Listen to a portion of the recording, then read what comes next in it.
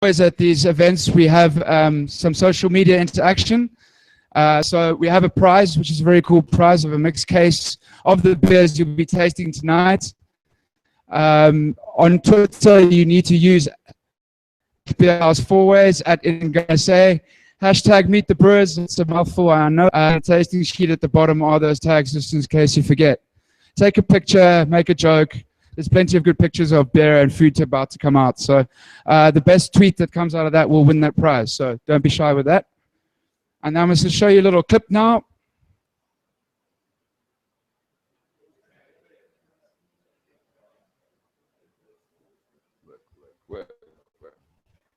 Innis Gunn was born by accident.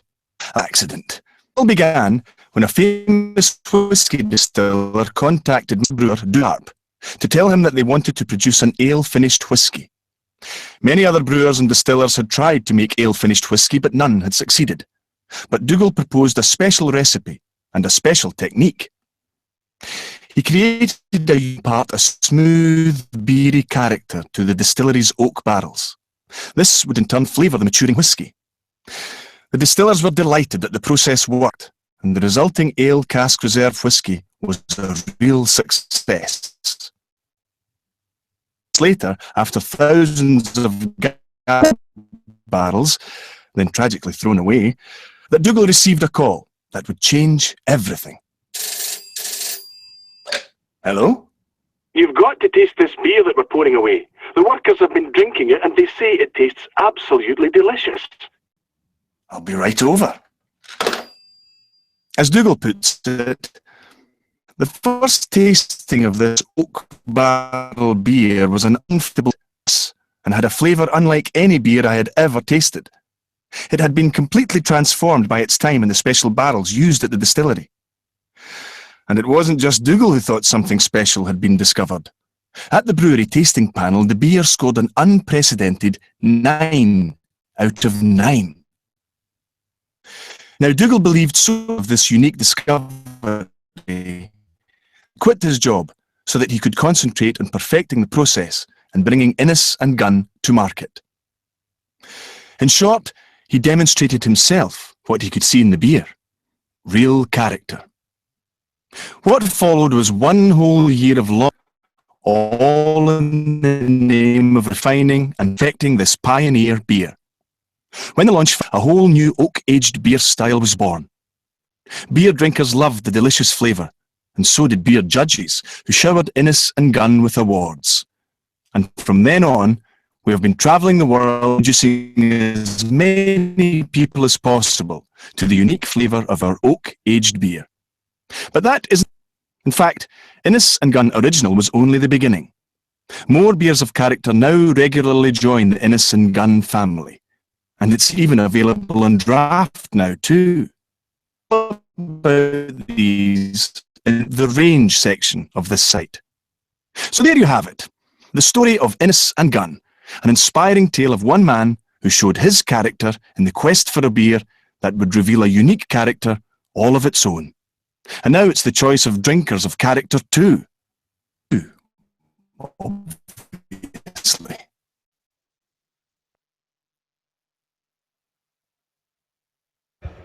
Cool. Did you guys all get that? Did you understand that it's actually an accident and some of the most best things in life do come from accidents? Did you guys all know that story? Because I didn't. It doesn't mean that, yeah.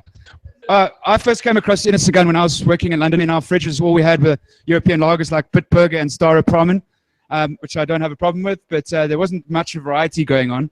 And then things started appearing in the fridge like Innis & Gunn. And I was like, oh, wow, okay, this is going to be interesting. And it was completely different to the palate I grew up with, which was the palate I think, or most of us did, which was hot country lagers. But the first time I had this was actually a little bit too much for me because I wasn't expecting that from a beer. The kind of toffee, caramel, strong malt notes coming through. Yeah, so it was an interesting experience and it sold really well. And I think 2006 was the first year it was actually around. It was a kind of a breakthrough beer for me.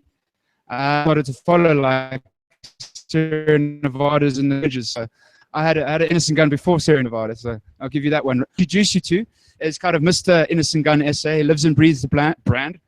He really knows the beer. He's really passionate about it. So he's kind of our Dougal by proxy until we speak to Dougal. And on that note, there's little sheets in front of you. Please write down questions as you think of them. Technical, funny Cape Town. He's a great guy, great sense of humor, as all Scotsmen really do. And also really knows his stuff. Your name on the top, because I'm going to order them and call you up. And hopefully we get through them all. But in Cape Town, I think we did get through them all, plus more. So don't be shy to write down. Rowan, please join me on stage. Thank you. Hello, everybody. So I'm not the master brewer. I'm South African, obviously. I don't have an accent or anything like that. The story that's kind of somewhat linked to the Innis Gunn story, though. Not working, or is that better? Aha, okay. So I was saying I don't have a Scottish accent, which you would have now worked out. I do have a story that's somewhat linked to the Innis Gunn story. When Innis Gunn was being developed, I was working for a whiskey company. So, and at that stage, kind of as the cartoon suggested, what we wanted is we wanted barrels that had been seasoned with ale. So we looked around for somebody crazy enough to do this, and there was this little brewery in Edinburgh who said that they would do it for us. And obviously Scots were emptying out the barrels and not throwing away the beer. So that's the basic Innis Gunn story. It is a genuine story. That is actually exactly what happened, and it's given rise to this kind of really special beer. To some extent, this is a really unique way of making beer, but on the other hand, it's probably one of the oldest ways of making beer. Actually, there was, in fact, when all booze went into oak barrels. And to some extent, we've lost that technology as we've moved into sort of industrial scale brewing and stainless steel and all that good stuff. And obviously, all that industrial scale brewing has brought some of the more interesting stuff, which are really old traditions. There's only one place in the world where you could have made a beer like this, and that is Scotland. They're the people with enough barrels, people with enough Cooper technology and enough skills in terms of the craftsmen able to manage the barrels. You literally could have done it there, or certain parts of the US where they obviously churn bourbon barrels. So very, very unique beer. We've got quite a special evening planned for you guys tonight. So we're going to go through each of the beers with some really interesting pairings. Gordon Ramsay. In fact, Innis Gunn's entire marketing thrust has basically been Gordon Ramsay, who shouts about it being the most, the best beer. Effectively brewed in the different beer restaurants across the US. I never really know how to use that because exactly half the people hate Gordon Ramsay. So we're normally quite kind of careful about how we use it. But he's basically been the centerpiece of their marketing. So he talks about it being the best beer for food. The first beer we're going to start with tonight is the original. It's the one that started it all. It has gone into ex-bourbon barrels, so that's pretty much the barrels which most of Speyside whiskey used. So we're talking about signature notes of vanilla, toffee, caramel, those types of flavor characteristics. That's really the backbone of the Innis Gunn. So yeah, first one you got is original. It's got the equivalent of a Michelin star, which we're allowed to say Christian Awards. Really, really special beer. We hope you enjoy what it's been paired with. Thank you.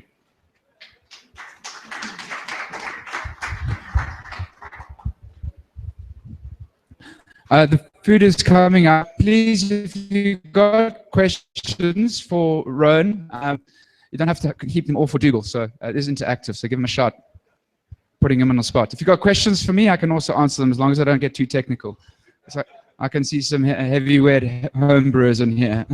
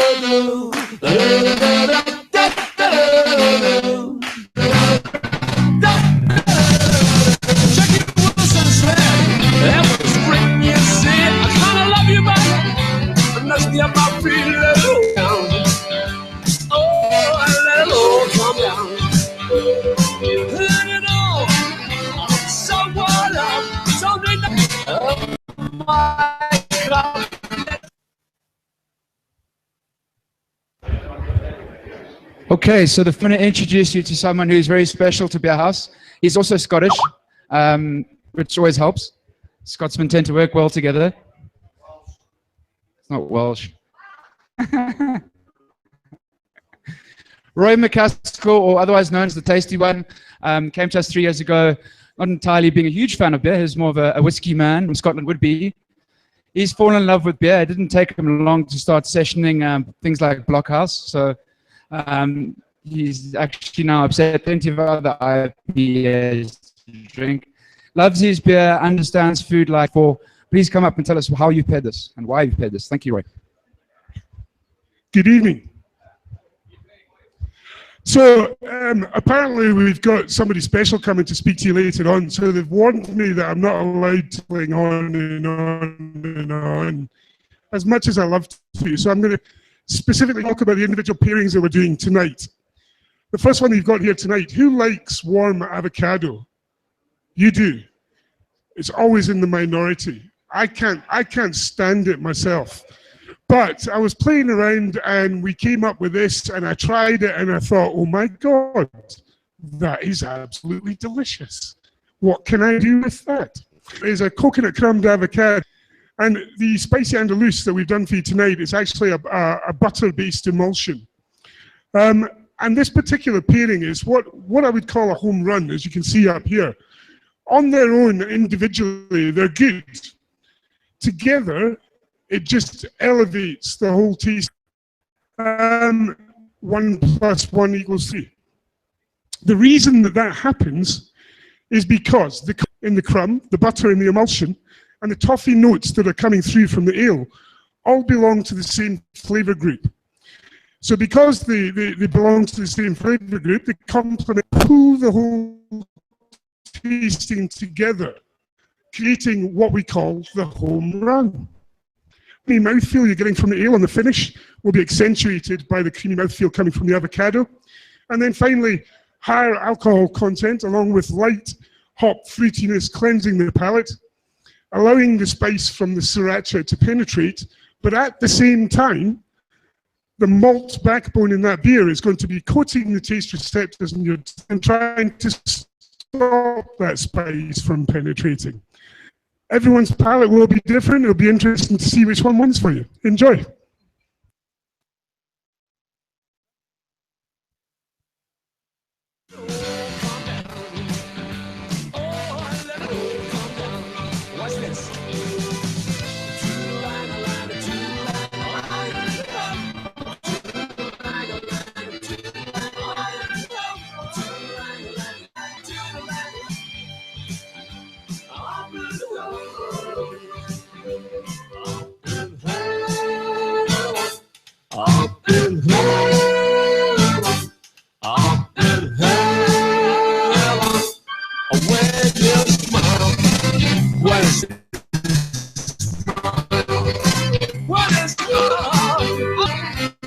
Across the street and makes my heart go boom, boom, boom, boom.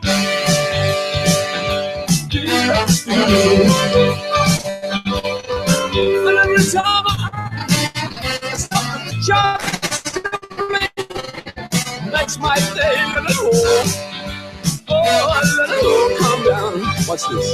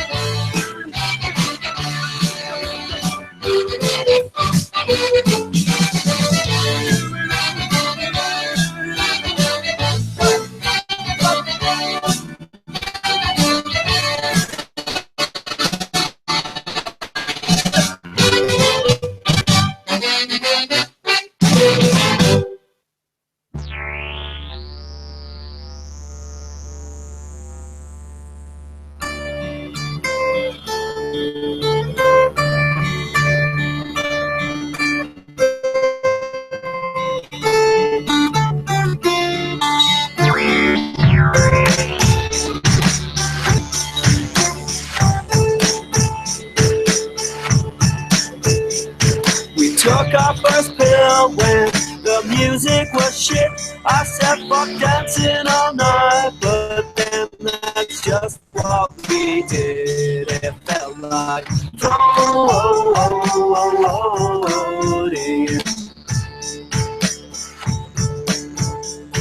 Your body was warm when I lay by your side. I said I'm glad I have found you, and I'm glad we're alive. It feels like floating.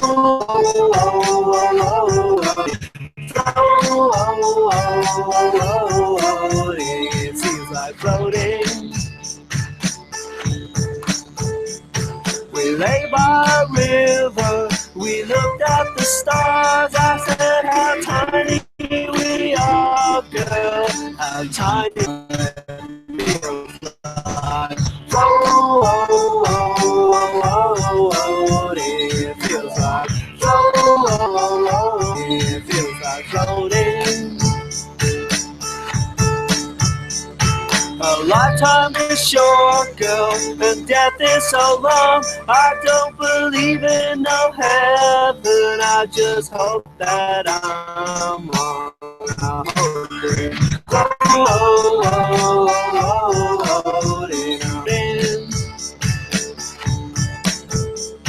there's much in the world I don't understand. It just makes much more sense with my hands in your hand. It feels like floating.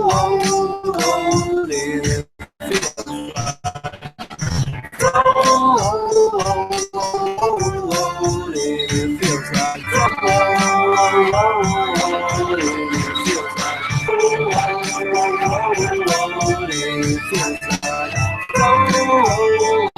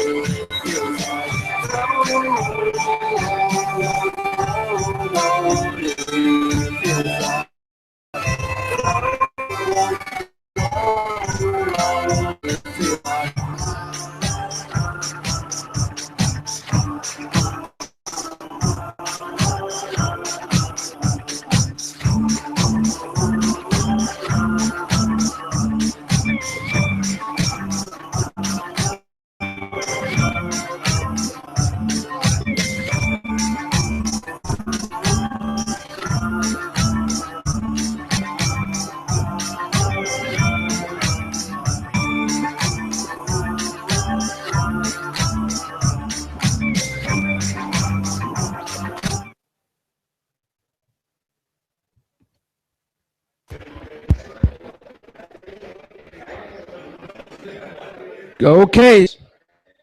Yes, maybe. Warm avocado. The few, not sure. It's kind of like Marmite. I don't eat it at all. In fact, my wife gets really upset with me if I don't eat it. But I ate that. So next beer is another strong British ale, but this time it's rum finish. Ron's going to come up and tell us about it. It is being poured in front of you. So this is probably the beer that put Innis Gunn on the map somewhat in the US. It for long to be their most creative beer. It's the one that the guys who drive, the guys who ride the bicycles with one gear and with the moustaches. This is the one that they all kind of got behind in places like Cleveland and San Francisco. So it's a very, very creative beer. What they've done is they've put it into ex-rum barrels. So the basic idea about putting beer into a barrel is that it behaves very differently to if you put cognac into a barrel. If you put beer into a barrel, it's quite a dynamic product. So if you put the lid on it, obviously because it's effervescent, it builds up pressure. And what it does is it presses itself into the walls of the barrel. And then when you release it to bottle it, it rips that flavor out of the walls of the barrel super aggressive, leaves Scotch for years and years and years of that flavor. Beer does it very, very dynamically and very quickly. Actually, the danger of putting beer into a barrel is that it happens so quickly that you end up with way too many oaky flavors and basically no more beer left. So the whole thing is about trying to hit that kind of balance point right, where you get sweet toffee caramel coming out from the vanilla oak, but you've still got nice refreshing beer in there. So this beer has gone into a barrel, an ex-Caribbean, basically a barrel that's had a Caribbean rum in. The interesting side story is that what they found is that they couldn't find a Caribbean rum that was spicy enough to leave the required seasoning on the inside of the barrel. So they had to distill their own rum. I don't know how they make money off this actually, but they had to distill their own sort of sweet rum so that it left all this amazing seasoning. The rum out because then nobody could drink it at the end of it. It's way too pungent, and then use those barrels. And the whole lot was done, most of that was done in the Caribbean, but all the bottling was done in France for some kind of complicated technical reason. So, as I said, I don't really know how they make money off it, but it's kind of given them this really, really unique point of difference and a different beer. I hope you guys enjoy it. Yes. So the question from the gentleman was, when the barrel, was it carbonated? So just to be clear, what Innis Gunn found after about 2 years of operating was that they couldn't buy barrels fast enough to put the entire volume into barrels. So 20-30% of their beer goes into barrels. 20 technology, some of it use what they call chipping technology. So the whole thing's quite complicated. But to your initial question about what's the level of carbonation when you go in, there's a gentle, natural level of carbonation when it goes in, but it gets recarbonated afterwards. It's sat in there for 3 months sometimes. There's nothing left of it by the time. There's no most of the time. Conditioned in a barrel, not fermented. Yeah, they stand to be corrected. They might have a beer that's fermented in a barrel, but their range is barrel matured, basically. Yeah. Any other mistakes, son? Cool. Enjoy. Guys, if you're writing down questions for Dougal later, either post them in this bucket or give it to one of the navigators walking around. They'll take it for you. Roy, tell us about your oopsies. So oopsies, candy bacon. Oh, amazing. One of the interactions that happens between food and alcohol on an ingredient level is that sweetness in alcohol calms out sweetness in food and vice versa. So you're going to find that slightly sweet edge on the ale is going to be calmed down by the sweetness in the maple syrup, and it's going to allow the other flavors to come to the forefront. As sugar, you'll find that it suddenly becomes more pungent. And also ramping up, sorry, the umami flavor of the bacon. Umami, our fifth flavor sensation. The other four being salty, sweet, bitter, and sour. Word means pleasantly savory, as you can see up there. Now, bacon is a bit of an umami powerhouse. Have you ever walked past a wee greasy spoon cafe in the morning where they're grilling some bacon, and just that smell of bacon makes you start to salivate? The reason for that is the umami effect comes from the in food. That in turn comes from various different amino acids. There's 20 of them. They all have a slightly different savory note that they add to food, and together combined, they just ramp up that effect. Now, if we were looking at something that has quite crispy fried mushrooms where they're slightly caramelized on the edge, maybe have 2 different amino acids creating that umami effect. Bacon has 6 in total, combined with the fact that smoking food and salt also intensifies that umami. It really is an umami powerhouse, and it's going to complement absolutely perfectly, I hope. Enjoy. Thank you, Roy. Enjoy. Huh?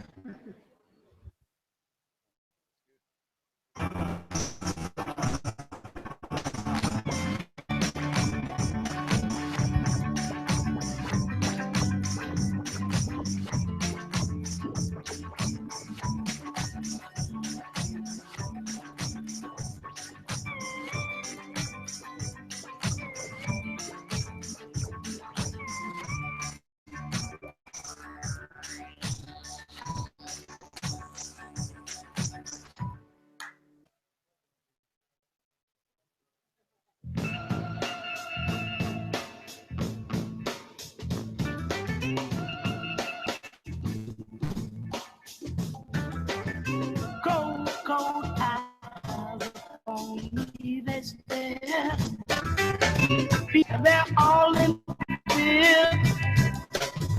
They don't seem to want me, but they won't admit I must be some kind of creature if they're having fears. I'm a party house, I'm afraid to come outside. Oh, I'm afraid they'll hurt my pride. Play the part I feel they want me.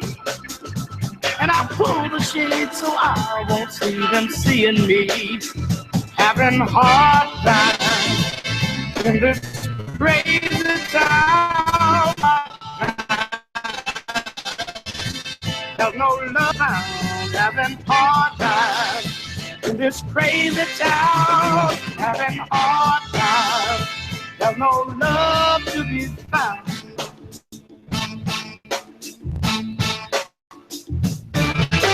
Party house, I feel like me another familiar face of creed in the race, a brother.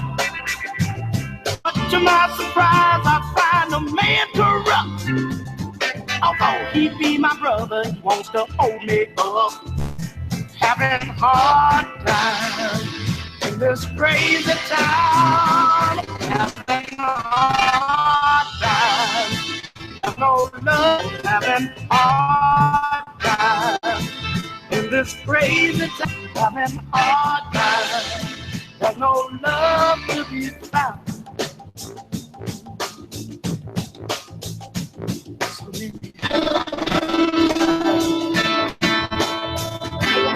Sleeping on the floor, knocking on my brother's door. Eating spam and Oreos, drinking Thunderbird, baby.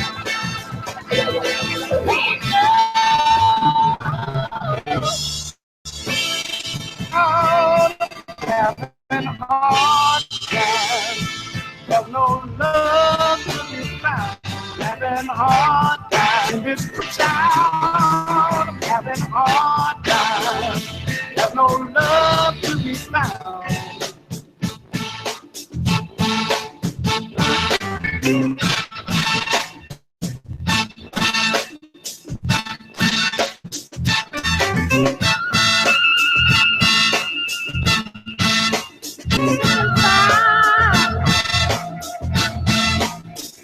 I'm sick and tired of paying dues, baby.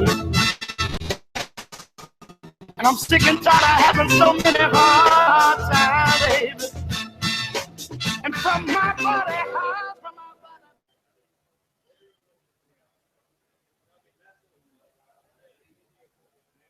body. My daughter's with me tonight. She's going to get up and the beat goes on. This is her bits.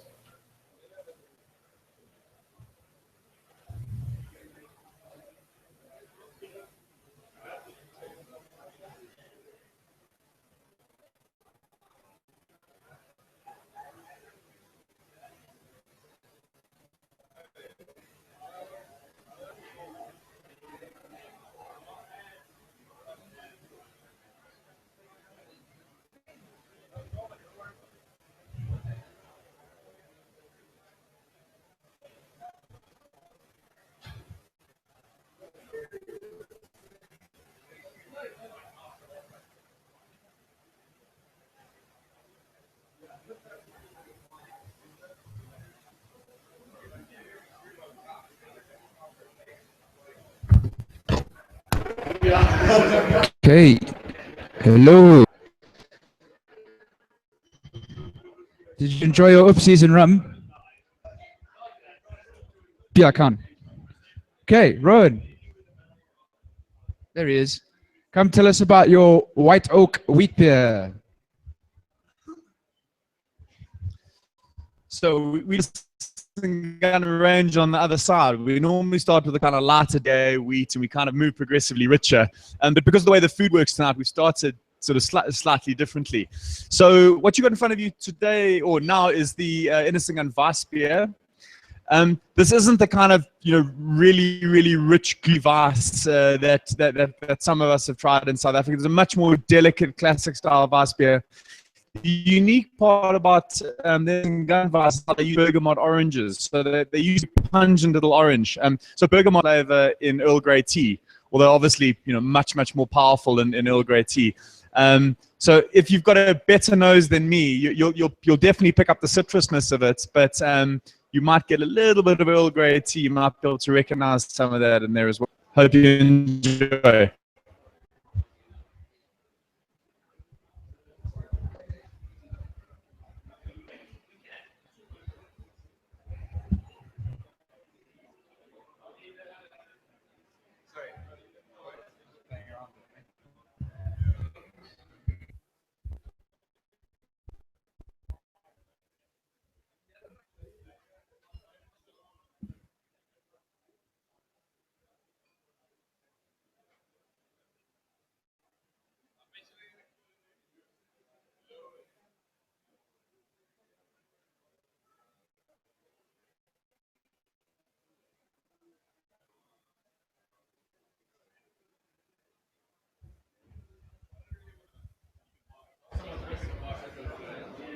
Oh, certainly we've got 3 questions in the bucket of questions. I expect the Joburg beer snobs to come up with questions as well as the warthogs.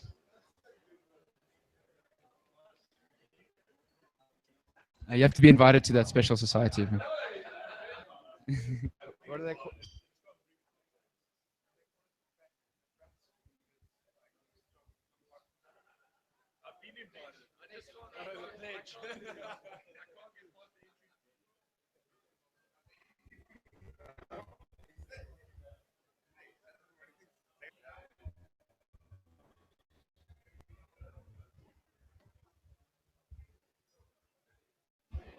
Thank you for the tweets that are coming in. There's a few guys that are obviously dominating. They obviously enjoy the beer. They know how to use Twitter as well. We can't let Nick win. He's out at the moment. So, yes, sir.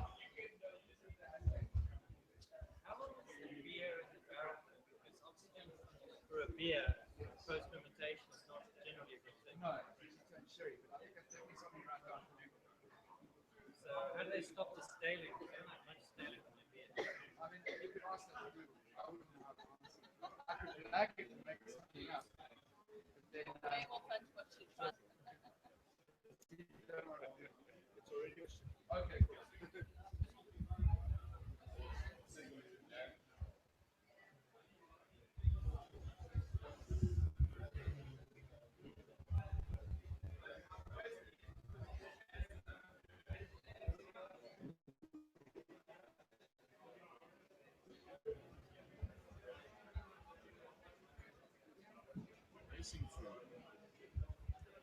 lacing through. Put too many layers on today, I'm sweating. That's nice and warm in here. Sweating is good.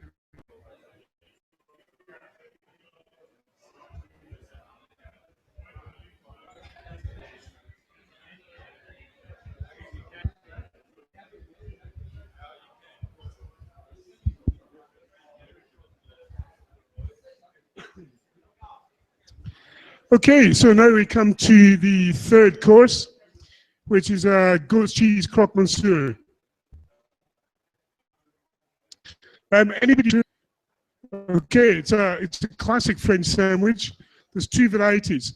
Basically, it's a ham and cheese sandwich with a bechamel sauce over the top, you know, like a white sauce, and then grilled. The croque madame is exactly the same with a fried egg on top. So this particular with ham and goat's cheese, and I've dipped it in bread, in egg, and then fried it, finished it through the oven with a little bit of parmesan and black pepper on top. Just a small variation. You're going to find that the goat's cheese in there has just the right acidity to complement the slight sour notes that are coming through on the edge of the wheat beer. Bready malt, coffee ham in the middle there. And then hot bitterness combined with good effervescence, cutting through the fat and richness of the cheese and egg, cleansing the palate on the finish. Enjoy.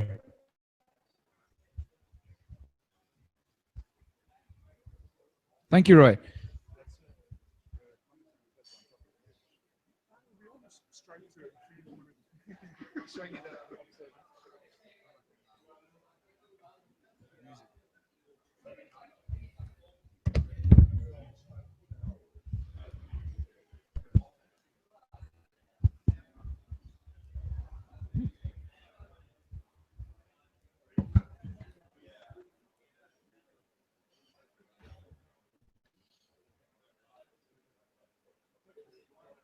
Number one, she's 12 and a half years old, and she's drunk. Immediately, that makes it kind of tough.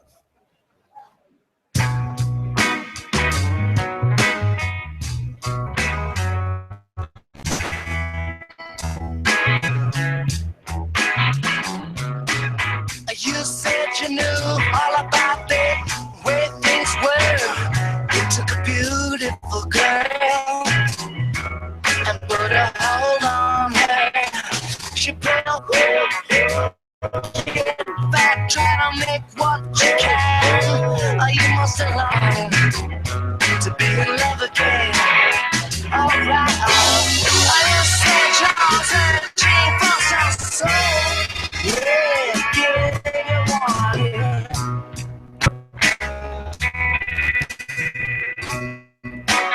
Yeah, all around your head, what a shame just to have and to hold. You gotta give it away now. You gotta do what you're told. You gotta do what you mean. Oh, right. Oh, but you gotta look up. You gotta hold. Alright. Cast a drink for some soul. Hey, give it a good. Alright. Hey.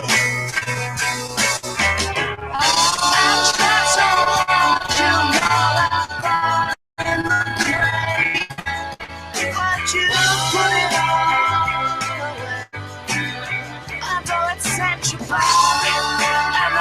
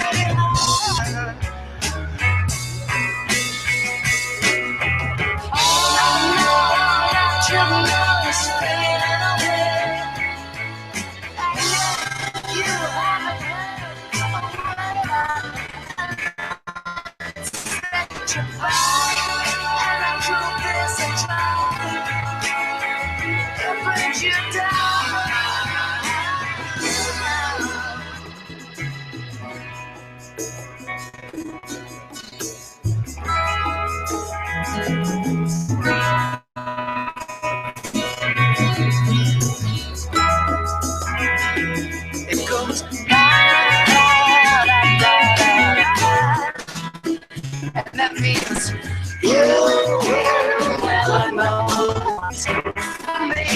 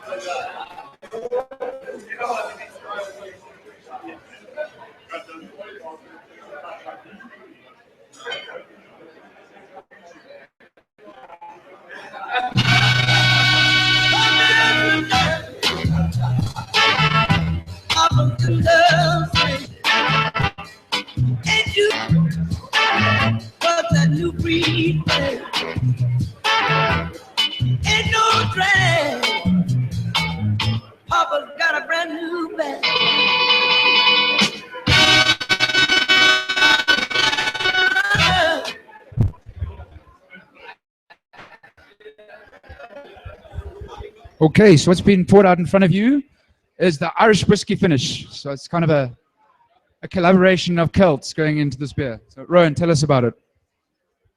Celtic collaboration. So, to get barrels out of the Irish whiskey industry is super, super difficult.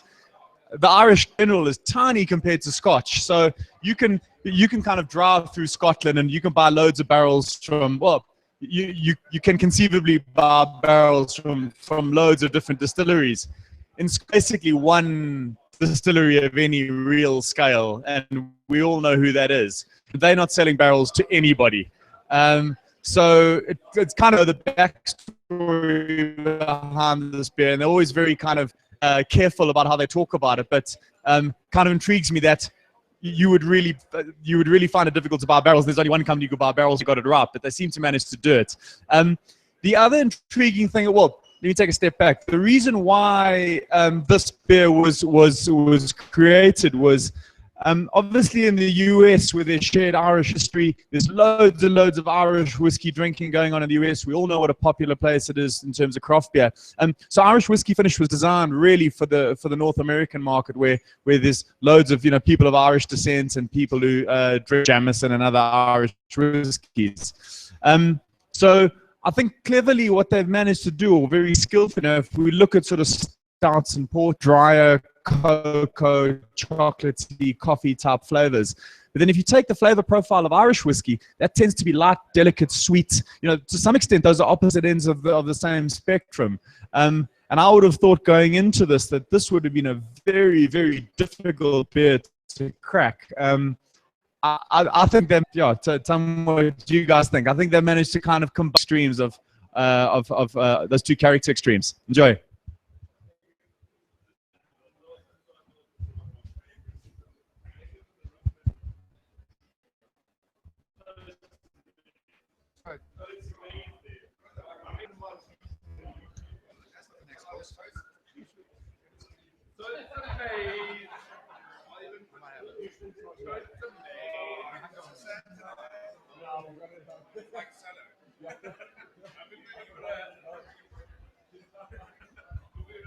Okay, so the food pairing is on its way out. Roy's going to come tell us about it. The event we did in Cape Town, we did this, and fortunately I got to taste it before and after the event, and also the next day. I've kind of been eating it for a whole week. Look forward to it.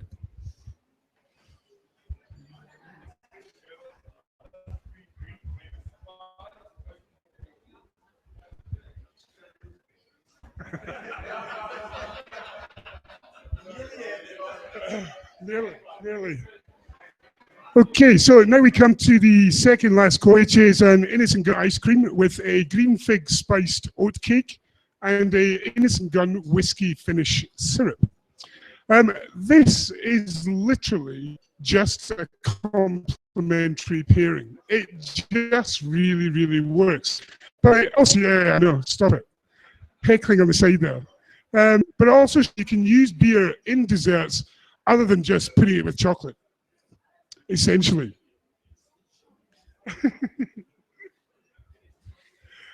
Spices in the oat cake are going to play to the malt backbone in the ale. And then the ice cream is going to accentuate that creamy mush with the ale. Enjoy.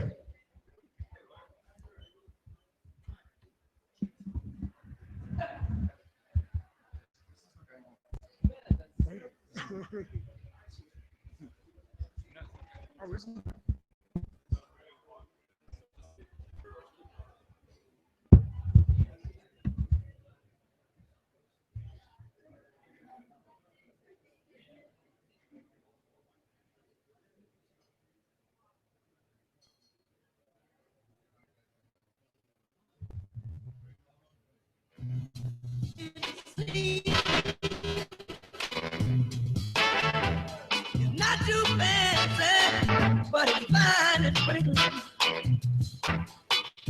Ain't no drag. Papa's got a brand new bag.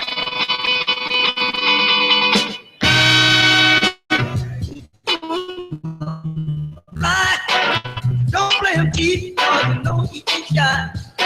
You threw the monkey, some mashed potatoes, jump back, jack, see you later, alligator. Come down, sister, papas and bells ring.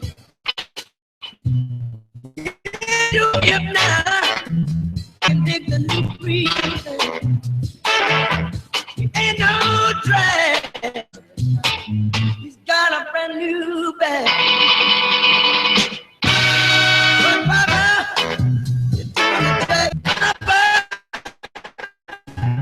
you're doing the tag. You're doing the twist. Just like this. You're doing the back. The thing, like a boomerang. Hey! Come on.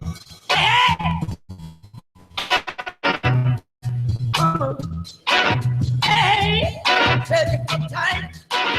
Come on, but no. Come on.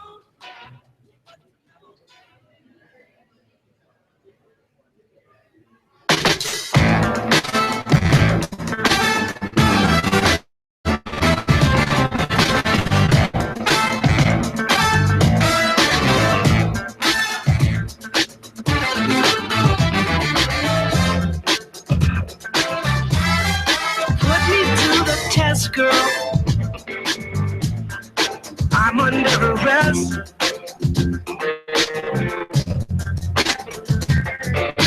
We won't sleep till the streets are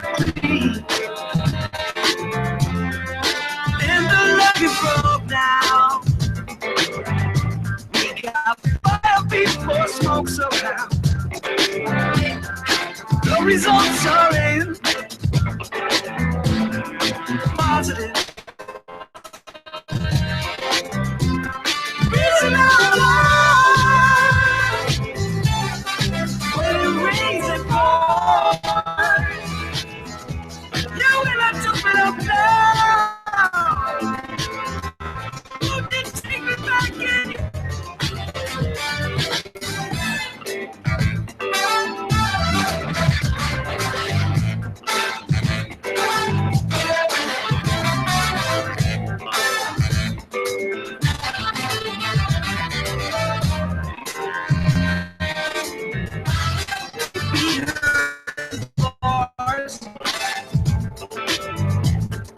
No more living large, girl.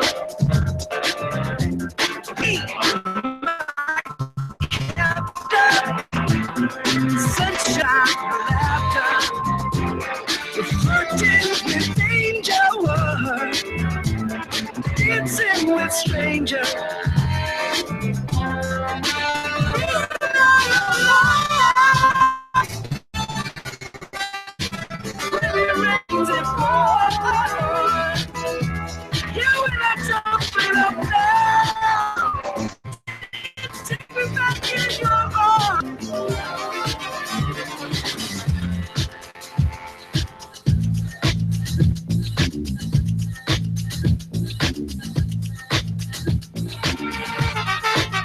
I made a promise that I'm gonna keep somehow. Show you what I'm made of. A little prisoner, a prisoner.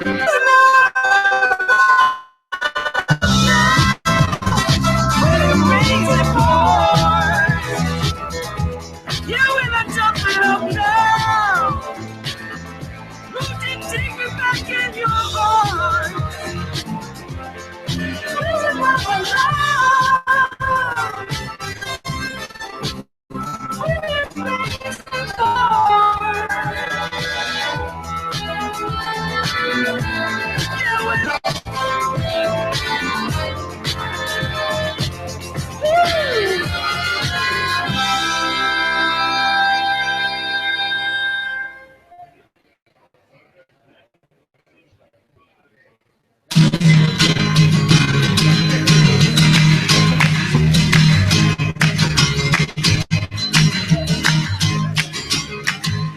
baby loves me, yes, yes she does. All the girls outside, yeah.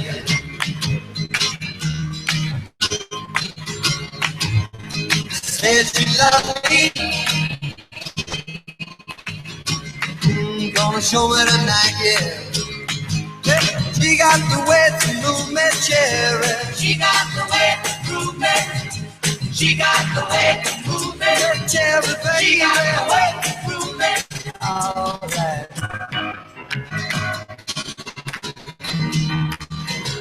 Girl, I can't stay long. We got things we gotta catch up on. Oh, you know what I'm saying. A lot of music is playing. All right. Ain't got no right, no, you don't.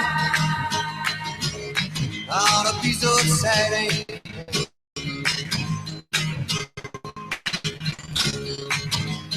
Won't need bright lights, no, we won't.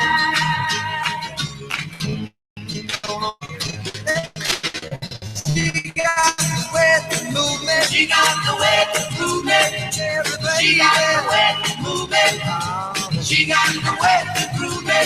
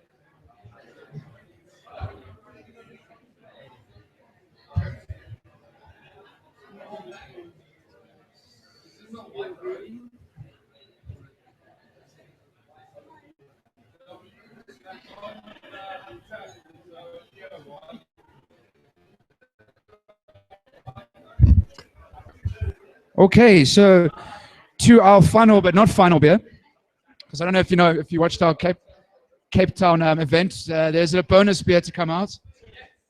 Bonus beers. So I'm not going to give it away what it is. I'll let Rowan tell you. But before that, we've got the Toasted Oak IPA. So as I said earlier, we normally start with this big early evening beer. The reason why because it's a palate cleanser. It's a kind of a light, crisp, acidic hops. Kind of gets the mouth ready. We normally suggest that we pair it with kind of Mediterranean white meats. Basically, the sort of gentle Mediterranean diet normally works quite well for it. What it works particularly well with that, as Murray said, we're going to be tasting a really special beer at the end of the evening. So we just thought it'd be sensible to have something that could kind of break the moment and get your mouth and get your mouth ready. So this is a very delicate style IPA. It's not your kind of smack you in the solar plexus American style IPA. It's a technical beer to make, though, and Paul obviously knows more about it than I do. But it has been ages, and it's a very, as far as I understand, it's a very technical, difficult beer to make. I get loads of lychee and kind of gentle citrus coming off it, which are really nice summer flavors. But as I said, works really, really well for this evening in terms of breaking some of these richer beers that we've had, getting us ready for something really special to end off on. Enjoy.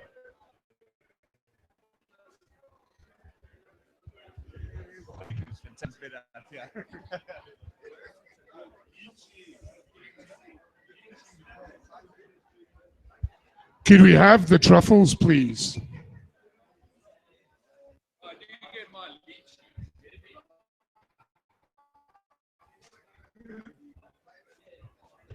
To our last food course of the evening.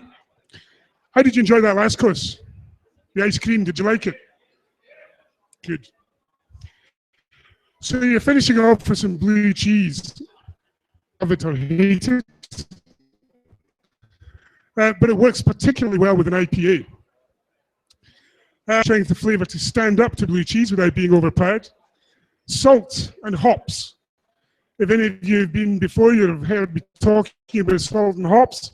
Salt in food calms down the hop bitterness. The hop bitterness in beer accentuates the salt.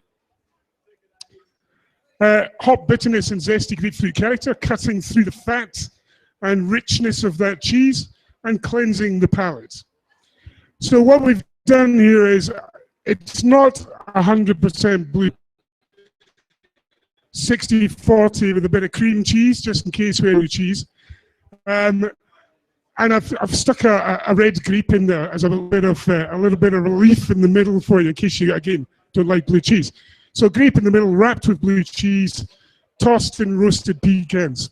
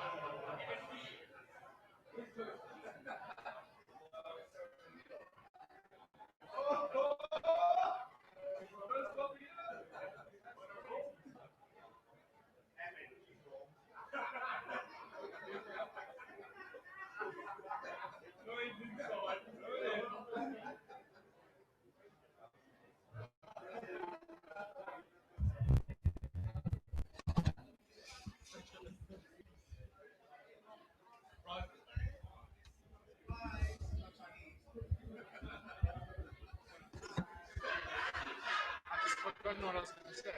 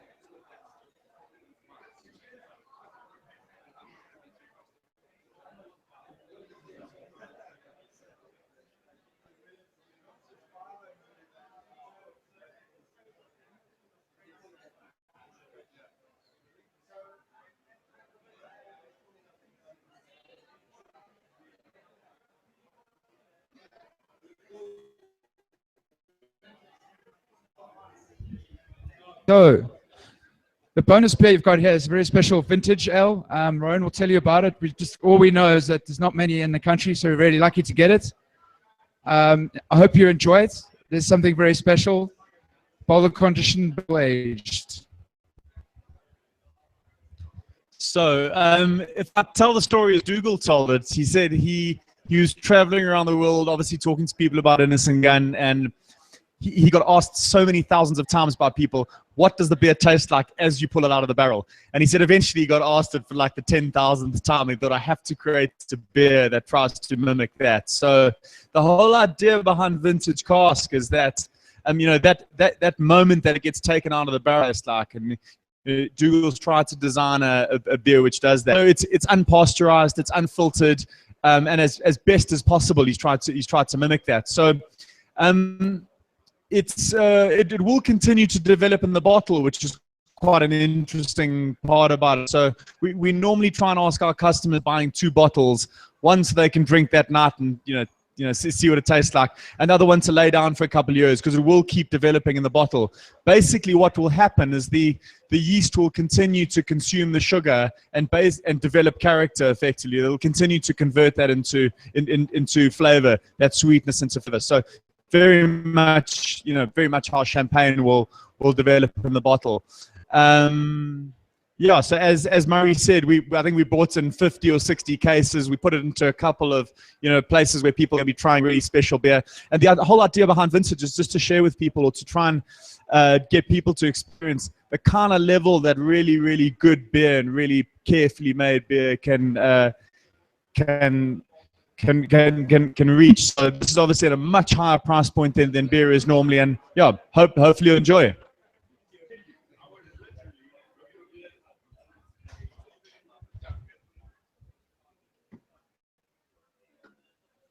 Thank you, Rowan. Dougal says he's going to be ready in 5 minutes, so questions in, please. You don't have a hell of a lot. I think we've only got 9 questions. Remember, we've got a world-class brewer to speak to.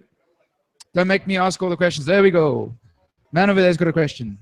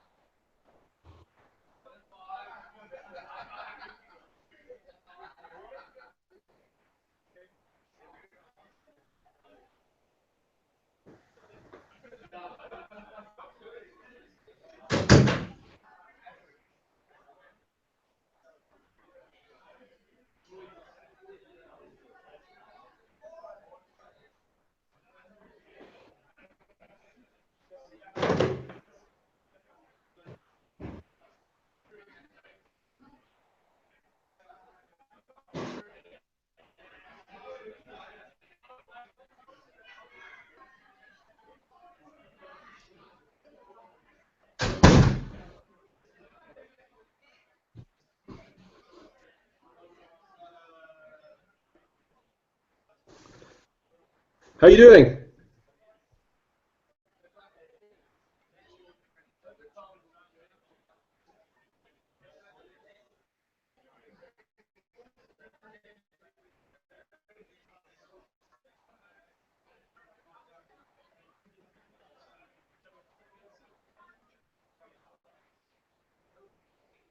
Can you hear me all right? Can you hear me, Dougal? Yes, can you hear me? No, not yet. I think I need to unmute you. Can you hear me all right? Hello?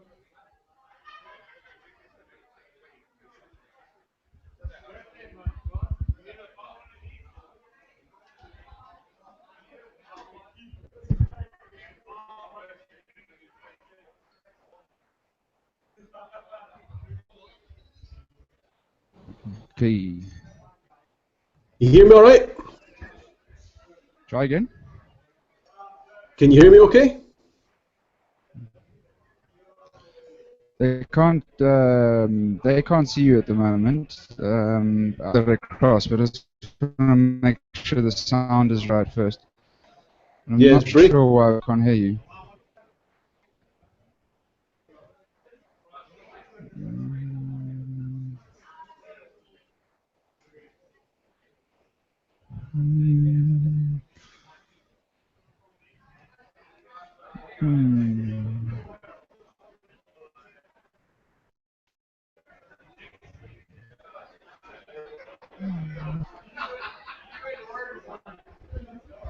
Can you hear me?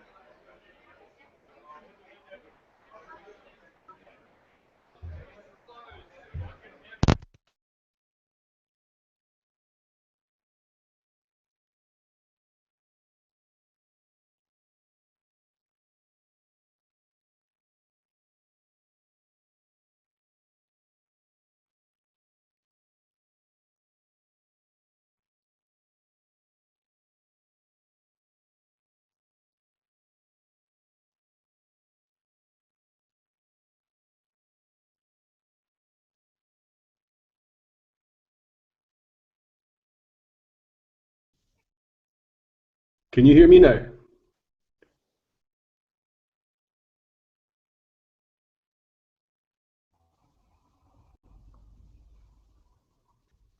Can't hear you now.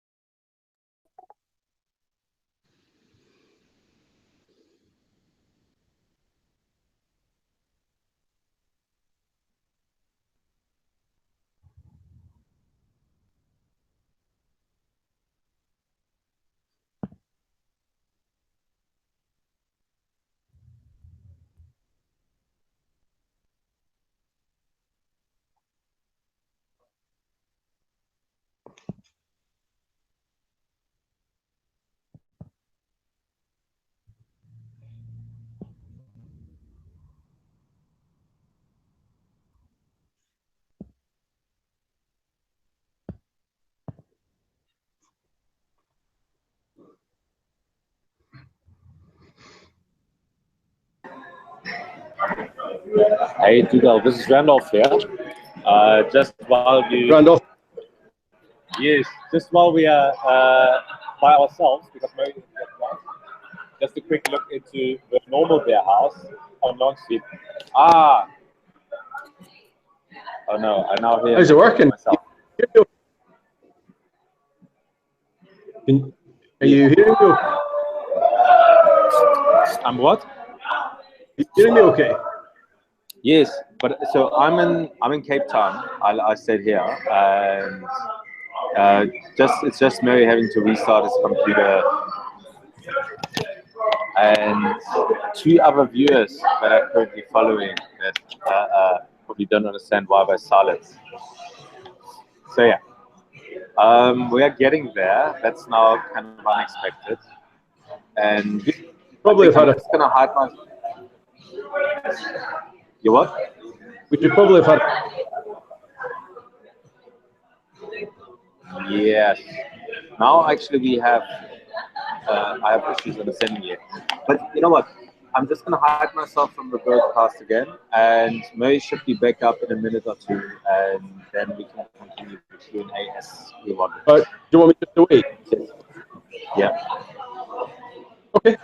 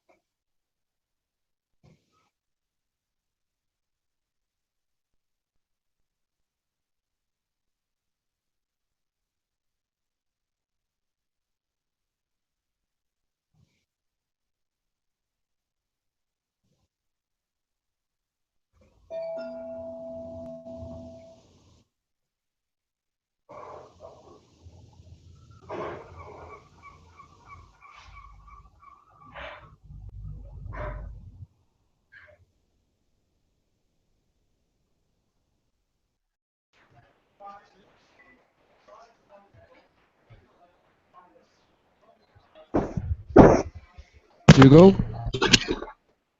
Yep. Hey.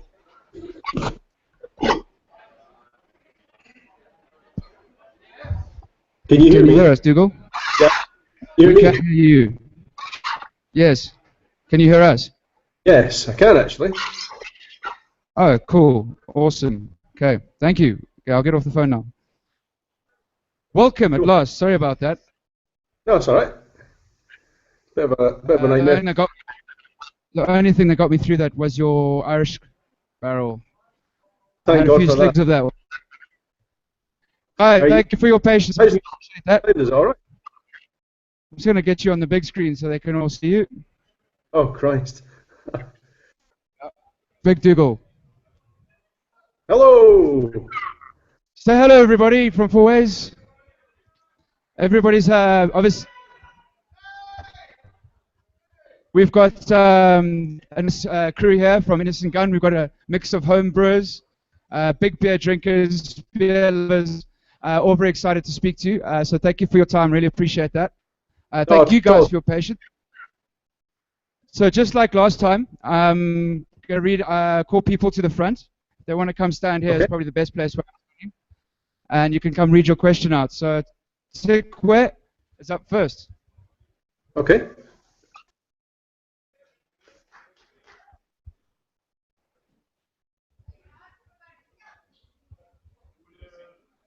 So, I mean, you can look at them there. The camera's over there. You can do what you want.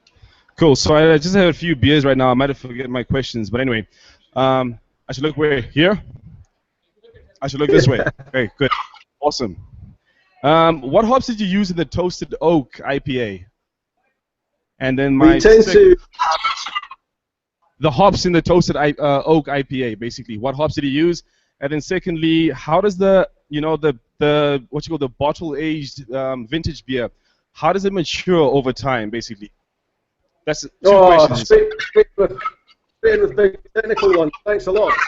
Okay, so in Toasted Oak, we were trying to reach more of a sort of English style of IPA, and tended to use English hops like things. But I'm also a fan of Slovenian hops, so we put in some,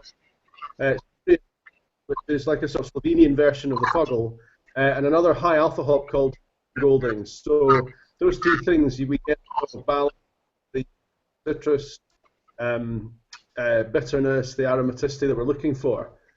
We just try and keep it pretty simple. I'm a big fan of less is more when it comes to And that's kind of it. We add them at about, I think, 3 times during the process, a couple of times in the copper and again into the whirlpool, and then we also put a little bit into as well.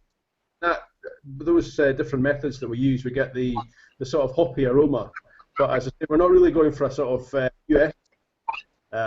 There's lots of good US IPAs out there. We were just a wee bit more veering towards the English style. And the second question was about bottle conditioning, did you say? Yeah, the bottle condition, the vintage one, basically, like how does it mature in the bottle, like over time, basically? Like, can I keep it for 5 or 10 years, basically? Like, how does it mature? Does it get better over time? Or when is the best time? Actually, let me specifically, when is the best time to consume that one, basically? Any Friday night of the week. Any Friday of any night. Any Friday of any time. But I mean, we don't. To be honest, we know what's going to happen. We know and the beer will change, different flavors come out at different times, and you add into that the fact that we've barrel aged it. Again, there's a whole spectrum of flavors that will come out with the different length of time that you leave it. So we're actually doing exactly the same experiment. Vintage, we've only released half the stock that we've made.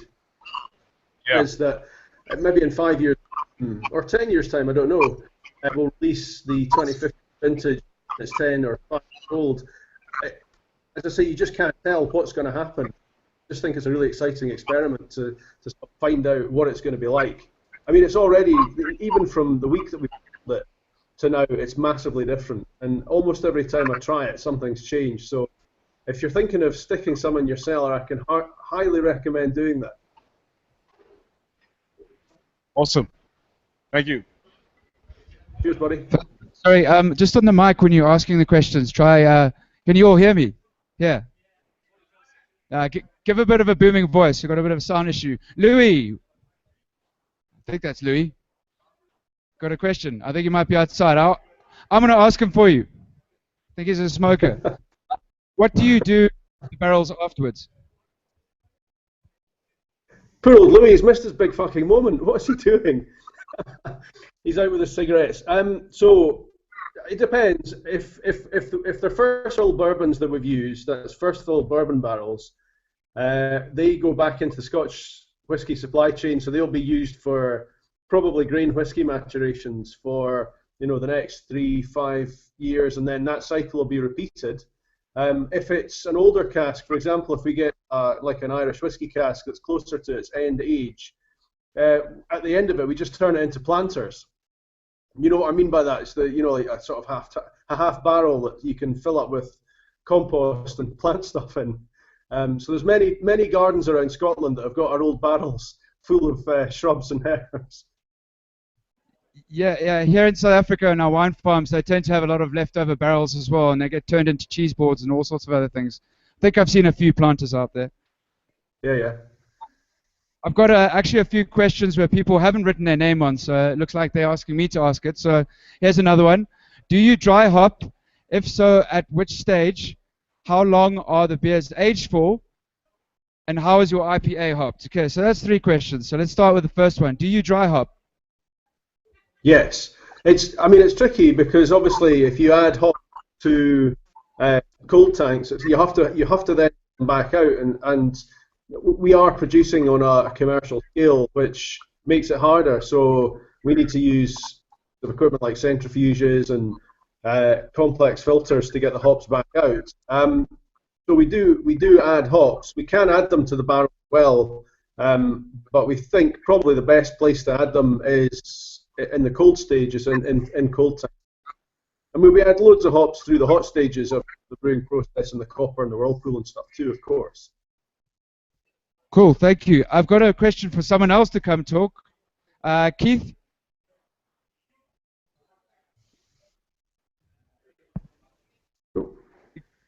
Coming up to read your question. Nope. You guys, you've made them shy, Dougal. You there? I think I'm saying it properly. Ramaphosa. Tekelini? Oh, fuck me. Okay, right. Here comes another one. I think they're scared of you. That's a first. Okay, Mark's going to come up because I know he is. He's a brave man. Mark. Oh, come on, Mark. Surely it's a good question. Hi, Dougal. Buddy, how you doing? I'm fine, thanks, and you? Yeah, good. How's the beer been? To confirm, do you use oak barrels or do you use oak chips or oak spirals or cubes? It's a bit of a mix, to be honest. When we started out in 2002, in 2003, we were 100% oak barrel, and we were 100% oak barrel right up until sort of mid 2010. We actually just ran out of oak barrels completely. We exceeded our growth forecasts, and we just didn't have any oak. So we came up with a new system, and we've called it the Oakerator, which is basically we take oak pieces, small oak pieces, and we toast them to certain levels. With each level that you toast it, giving a certain flavour characteristic to the wood, and then we put those oak pieces into what we call the Oakerator, and then we add spirit. And what happens is the spirit it penetrates the oak and it starts to extract the flavour, and it also starts to a sort of chain of flavour reactions going on in the Oakerator, and then we circulate the beer through that. And that's how we get the flavour. So we still use barrels, of course.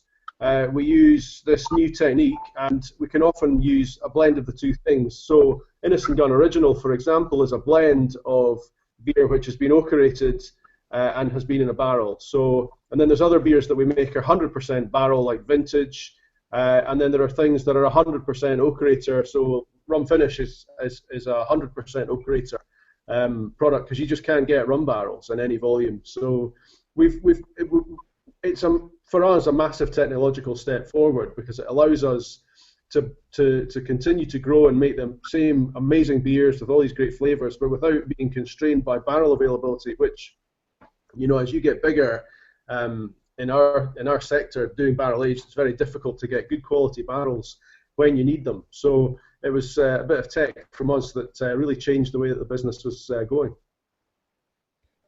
Okay, thank you very much, Dougal. No worries. Thank you, Mark. Okay, Kevin Ryan's got a question for you. Mr. Ryan, Mr. Kevin Ryan. Kevin. Come on, Kev.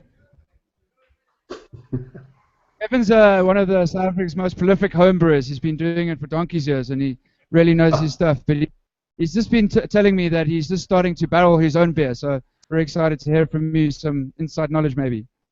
Very interesting. Good to meet you. When you put a beer in a barrel, you're going to expect some things to drop down. You're going to pick up the wood. So what do you have to do to make sure that you've still got enough hops and still got enough malt in the beer when it comes out of the barrel? And also, when you're tasting it to decide, should I take it out, how much wood should it have? Does that dissipate after you've bottled? Oh man, that is you realise not what a complicated question you've asked. But when putting anything in a barrel is a bit of a lottery. You never know what you're going to get. So very often if we fill 150 bourbon barrels in a batch, and you go down the row after a week and try them, they're all fucking different. So half the battle with brewing in barrels is trying to get consistency. Even if the barrels have come from the same distiller in the US and they've been used for like the same maturation, the same bourbon, the same length of time, all that, you still never quite know what you're going to get. But if you blend them all together, you usually end up with an approximation of what you're trying to get. With regard to how you're thinking about how you get to the end flavour and working back from that, you've got to think, I mean, any barrel that's good is going to add lots of sweet notes. If it's been a wine barrel, it might have a bit of tannin left. If it's a new barrel, it's going to have lots of tannins. Obviously, spirit barrels a lot less. So you've got to think, what I'm going to get from that. They're always likely to be sweet and tannic, and then there's lots and lots of different other flavour characteristics that you're going to get from oak, like vanilla and toffee, and you get gorse and coconut, and oak lactones and things like that. So you got to try and think ahead to what the output of the barrel might be, and then sort of think, right, well, if I've got all this stuff going on, how am I going to balance? So you might want to go for a really big beer to balance lots of big flavours. You might be thinking stout or a porter or something. The only thing that I've really struggled with in getting a really good finish is an IPA, like a really big barrel-aged IPA. I just can't seem to get it to work properly. To me, the hops always really badly clash. So we're still looking for hops that work with oak really well, with intensity. But I would always sort of, if you can think in flavor, think about the end point that you're trying to get to, and think about the things that you're going to get from the barrel, and then work back from that. But it's a total lottery, to be honest. Especially if you're only buying 1 or 2 barrels, I think. But the fun is just trying stuff. And I promise you'll get occasions where you get beer that's so good you won't even want to give it to your friends. Go fucking lot yourself. Well, I just kegged my first one. It was a 9% Belgian strong, and Right. it was in the for a month. Yeah, I mean, you don't necessarily need to leave it in oak for that long. What we do is our oak time is actually quite short. We tend to go somewhere between 5 and 10 days, either in barrel or in oakerator, because that's enough. You don't tend to get much more out of the barrel after that, and what you do is you just increase the chance of the beer vinegar. So we tend to just get it in quickly, sort of knowing that you'll get all that you need, and then we have a long warm maturation and cold time after that. And it's there that you get a lot of these flavour development reactions happening between all the sort of flavour molecules and gone in during the oak contact. So it's a bit of a black art still, all this for us. But as I say, just I'm sure your first beer is going to be amazing. It sounds like a good idea. And do you only use your barrels once? Yeah. Yeah. I mean, you could try using it a second time, but to be honest, again, you massively increase the risk of it just going. Unless you're brewing a sour, of course, in which case you're all good.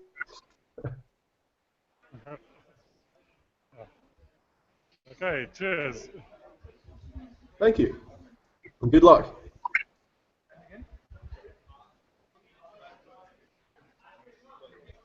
Okay. So I've got a question from Wade. You're going to come and ask it for me. Wade's just involved with a brand new brewery that's opened in Joburg, which will have, for South African terms, quite an awesome kind of capacity. They also got quite an out there brand. Their beers are also really well made. So next time you're in South Africa, you need to come check out Mad Giant. Mad Giant. Mad Giant. Oh. So Wade from Mad Giant's just going to ask you a question. Cool. Hi, Dougal. Hey, buddy. So I want.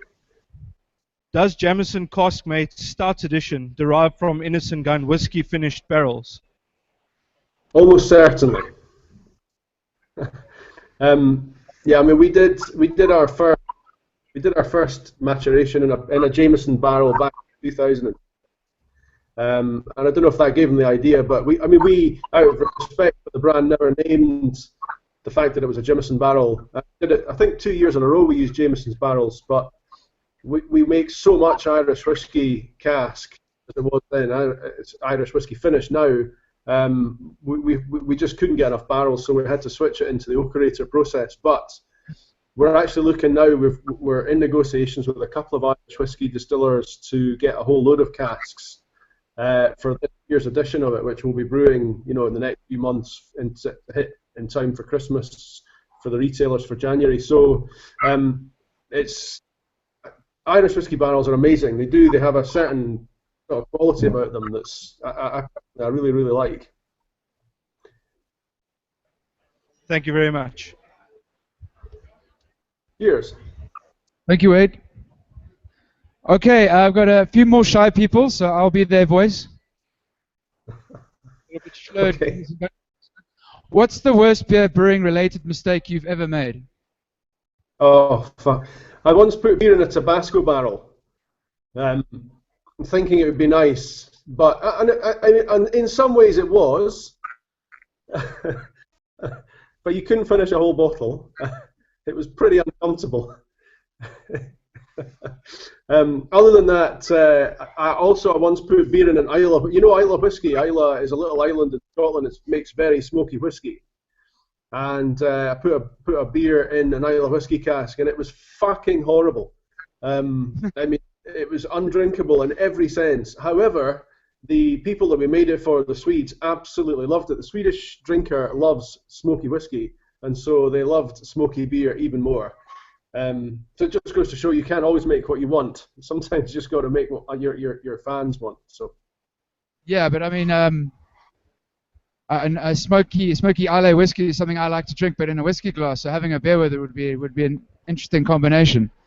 Oh, I mean, usually certainly interesting. Okay. I have a question from William. William. There he comes.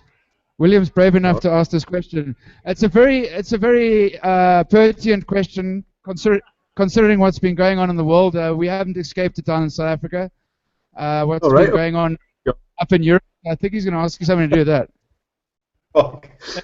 There's two questions here.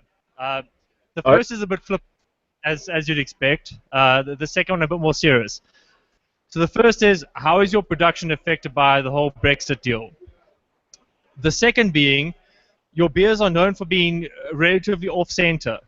How much of that experimentation or that direction are you actively involved in still? Okay, so to answer the first question, at the moment we don't know. We have big trading relationships with the US, with Canada. We sell a lot of beer in Scandinavia. Some of these are inside the Denmark and Finland, and they're in the EU. Obviously the US and Canada aren't.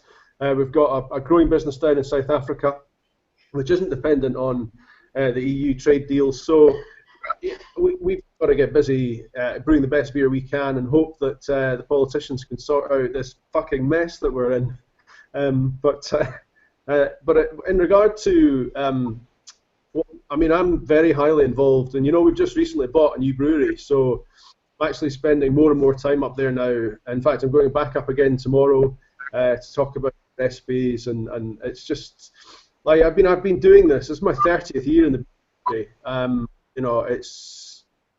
I've been doing it for so long. It's all I know. Actually, get back to having a brewery and back into the beer making way, hands-on, is actually really exciting for me because I've got a lot of creativity and I'm very passionate for the art of brewing, and obviously that's why I'm still in here after 30 years. So just loads and loads of stuff coming down the pipeline. In fact, we're working on our 2017 lineup now, and it is going to be amazing.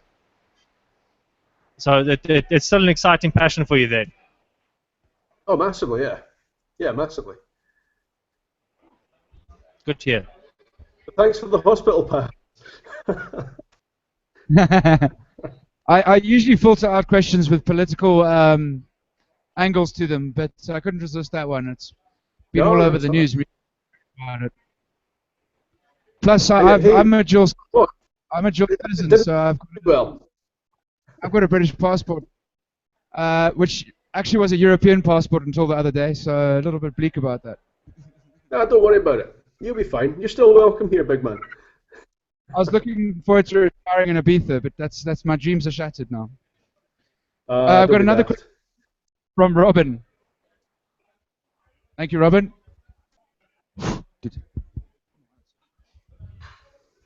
Dougal, I was born in Elgin, so I've also got a dual passport now, I guess. I got a Scottish and an Irish and a European passport. That's interesting. I lived in Elgin for 14 years. Yeah? When was that? Yeah. I left there in 96. No, 86. So yeah, fond memories of being up there. Yeah, my dad was based at Lassie in Fleet Aerom. Oh, right. Yeah, my old man was in the Scotch whisky industry. We're a family of booze merchants. Well, I've been out here a long time now, as you can tell, no accent left. You were talking about using barrels. Have you ever thought about using some of the sherry or port barrels, or even some of the brandy barrels? Yeah, I mean, we did a beer a couple of years ago called Oloroso Sherry Cask, which is quite interesting. I mean, I was always sort of a bit against the idea of mixing grape and grain in the brewing process, because I was always taught as a kid when I started to drink that mixing the two would lead to horrific hangovers, which it does. But obviously I just ignored that. But the beer that we actually matured in the Oloroso Sherry Cask was really good. It was actually very highly rated on Great Beer and Beer Advocate and stuff like that. So they are hard to get though. That's the only problem. Like sherry butts and Oloroso Sherry Casks and XP and all that, they are very, very difficult to come by. It's not to say that we're not trying, because we know that there are people out there that absolutely love that sort of rich, sweet flavour when mixed with beer. So definitely, we've never done a brandy yet, but if we could get some good barrels in a big enough quantity, then we'd certainly look at it. Why, do you know somebody? You could actually try out here, I think. We've got quite a lot of brandy being made. Just another question. How long do you think you can keep the beer in the barrel before you're really starting to worry about staling? Well, as I said earlier on, 5 days, unless you've got really good hygiene, really good temperature control, I reckon 5 to 10 days, you're going to get pretty much everything you need out of the. If you're looking for oak flavours, you're going to get it all in that sort of 5 to 10 day period. I mean, sure, you can do stuff like keeping it in barrel for a year. Then it's more about what the way that the beer changes over that year, rather than the flavours that the oak puts in. So you're doing a long beer aging project rather than a sort of what happens to the barrel, because you just physically can't get any more flavour out of these things. You know, the beer's not particularly soluble in the wood, so there is only so far in you're going to get. So. Great, thanks. Cool, thank you. Thank you, Robin. I've got another question from some shy people. What are you busy experimenting with now? Oh, well, as I said earlier, we're looking at our lineup for next year. So we're just trying to source all the barrels that we think we're going to need for our sort of rare barrel aging program. We're looking to do some very unusual beers with novel ingredients. We're looking at bringing in a new IPA next year, and sort of upweighting our whole barrel aging program. So we're just starting to do the brewing for all of that now, because we've got to present it to the sales teams in August ahead of our. So we do a sort of sales meeting for all the international teams. So they'll all try the new beers and talk about them and see what they look like, and hopefully try a few of them, and hopefully then they'll be able to go out and sell some of them. Excellent. And I know the answer to this because I was at the event on last Monday. But do you have any designs of coming out to South Africa and drinking a lot of our beer? Yes, I'm coming out in November. Excellent. Are you going to frequenting? What was that? Are you going to be? What cities are you going to when you come to South Africa? Johannesburg and Cape Town. So I think I'm working at the Whiskey Festival in Sandtown in Johannesburg, and then probably down to Cape Town for a few days. So definitely going to come past the Beerhouse and have a few drinks. So hopefully actually meet you in the flesh then. Funny you say that. One last question to wrap up. But I'm not an accomplished brewer at all. In fact, I'm a failed home brewer. I've only tried it twice, but I'm going to get back on that horse. But have you ever tried to brew with seafood? You say that again? Have you ever tried to brew with seafood? So using seafood to make beer? Yes. I haven't. Is this how you're thinking of getting back on the horse? Yeah, it's a loaded question because tomorrow I'm actually going to go do a brew day at a local brewery, and I've decided if I'm going to have obviously the guidance of a brewer who knows how to make a decent beer, I'm going to throw a spanner in the works and do something crazy. So I'm actually going to make an oyster stout and throw some live oysters into a boil and see what happens. Oh yeah, that'll be fine. Yeah, I mean, I was thinking you're going to be bunging a load of haddock into the thing or something. Maybe some prawns or lobsters. It's not going to work. Yeah, and the reason why I'm doing that is because I like salty things. I like oysters, and I've had an oyster stout when I was living in the UK, and I really loved it. So I don't think anyone's ever made anything like that here. So I'll let you know how it goes. I'm a bit worried that I might destroy this guy's brewery, but we'll see. Yeah, I mean, have a look on the internet. I've never actually used oysters in the brewing of stout, but I have heard that people do it. So there'll be stuff on the internet about that. But really interesting thing about salt when you add it to the brewing process. But I think below 40 parts per billion, there might be million. Salt actually adds a sweet flavour and it actually builds quite a lot of structure in the flavour of the beer. So putting a little bit of salt into beer can be a very positive thing, particularly if you're looking for a nice sort of malty, sweet balance in the beer. So if you can just get your measurements right and add a little bit of salt, and the oysters might do that, then actually it can be very beneficial to the end flavour. I'm hoping so. I did get the recipe off the internet, and it's quite a lot of different malts, including chocolate and flaked oats, a tiny bit of. Yeah, it's pretty much a sweet start with a bit of a salty edge. So I'll have to let you know how that goes. But it's kind of. Are you gonna? What's that, Dougal? Are you gonna bottle it? No, it's going to be in keg and served from the brewery that actually gets brewed at. So it won't last. It won't last. So. Yeah, no. What I should do is obviously I need to put some in a bottle and keep for you. I'm not going to keep for you if it's shit, though. So, if I hand you a bottle when you're here in November, that it's probably not going to poison you. Yeah.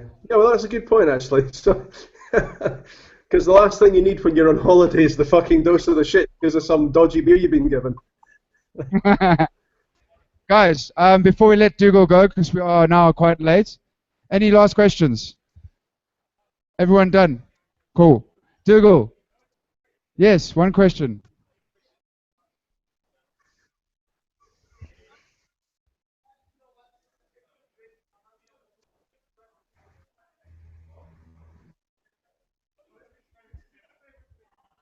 They want to know what your favorite beer is out of your product range. That's kind of like, what's your favorite child? But go for it. Well, I mean, particularly for the home brewers or professional brewers amongst the audience there, it's impossible to say because it depends on the mood you're in. Right? Sometimes you just fancy a lager. We have a very popular lager in Scotland on draft and in bottle and can, and so I love that. But Innis Gunn Original is kind of my go-to. If I'm going to have to claim any one, it's probably Innis Gunn Original.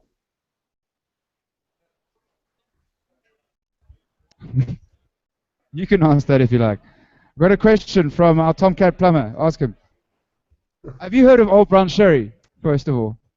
Say that again? Have you heard of something called Old Brown Sherry? No. Well, it's maybe something you can have when you come here, but I think Dane over here wants to ask you something about that. All right. Old Brown Sherry is pretty much a sherry, and I think it would go really great with Irish Ale if you'll have it, should I say. All right, I'm up. Sign me up. I'll see you in November. I think Dane's just convinced. Carry on. I never turn down drink. I think you might this one, but we'll see. I think Dougal's committed to making an Old Brown Sherry cask Innis Gunn range, so it might work actually. It's really sweet. Yeah. Yeah. I'm up for it. Ale and Old Brown Sherry. Well, that might be a great idea. As your product range was discovered by an accident, that might be also an accident gone right. We'll give it a go.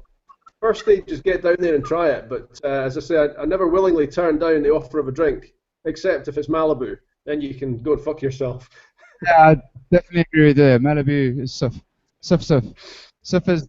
South African word for not nice. Anyway, guys, thank you very much. Dougal, we're going to let you go because you know you've got things to do like brewing beer.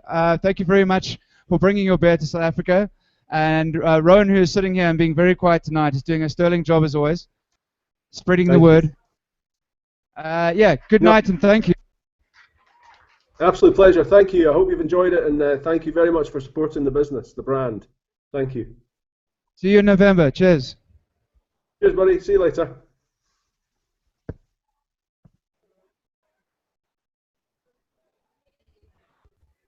Okay. I think that's everything now, guys. Just to say thank you to Innis Gunn South Africa for obviously providing us with all the beers and really looking after us. Thank you, Rowan and team. Thank you to the Beerhouse staff for always working hard. And Monday nights, they really enjoy this one because it's usually 2 people in here. So well done. The kitchen, as always, Roy comes in here and flies in for a couple of days and puts the kitchen to work. And I think they always do a great job. So thank you to them. And lastly, thank you to you all. I'm glad you guys love beer. I'm glad you guys are brave enough to come here on a Monday. We do this every 2 months. We're looking at other exciting international brands to Skype, including Dutch and Belgian tile beers. 2 of them are sitting there.